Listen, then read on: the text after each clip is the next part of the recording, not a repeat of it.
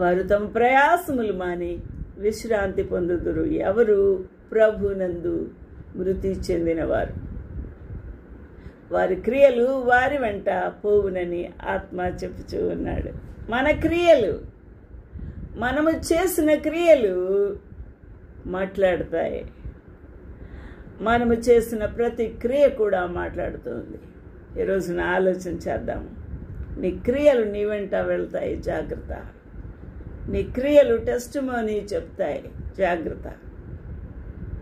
ఎటువంటి క్రియలు చేస్తున్నావు ఆలోచన చేద్దాం.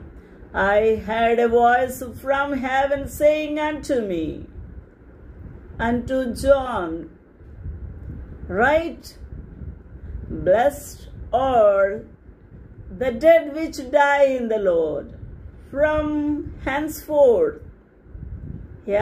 said the Spirit, that they may rest from their labors, and their works do follow them. Follow them. The works of human being may not follow dead body, but follow the soul.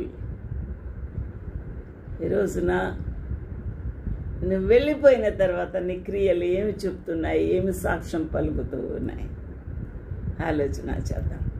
1 కొరింథీయుల్లో పౌలు భక్తుడు 15:18 ఇలాగ వ్రాస్తున్నాడు, అంతేకాదు క్రీస్తునందు నిద్రించిన వారును నశించిరి. అవును, వారికి కూడా మరణం వచ్చింది. ఈ జీవిత కాలము మట్టుకే మనము క్రీస్తునందు నిరీక్షించిన వారమైతే మనుషులందరికంటే దౌర్భాగ్యులమై ఉందుము. మనది ఈ యొక్క భక్తి, ఈ విశ్వాసము, ఈ నిరీక్షణ యేసుక్రీస్తు ప్రభువును నమ్మి ఆయన్ను సేవించుట ఈ 100 ఏళ్ల బ్రతుకు కొరక, ఈ 80 ఏళ్ల బ్రతుకు కొరక, 60, 30, 40 ఏళ్ల బ్రతుకు కొరక, దేని కొరకు? దీని కొరకు కానే కాదు. మనం క్రీస్తునందు నిరీక్షించు వారమైన ఎడల దేనికి?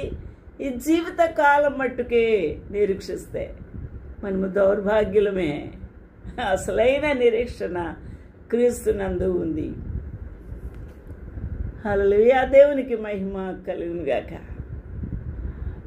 మేము ప్రభు మాటను బట్టి మీతో చెప్పినదేమనగా, ప్రభు రాకడ వరకు సజీవులమై నిలిచి ఉండు మనము నిద్రించిన వారి కంటే ముందుగా ఆయన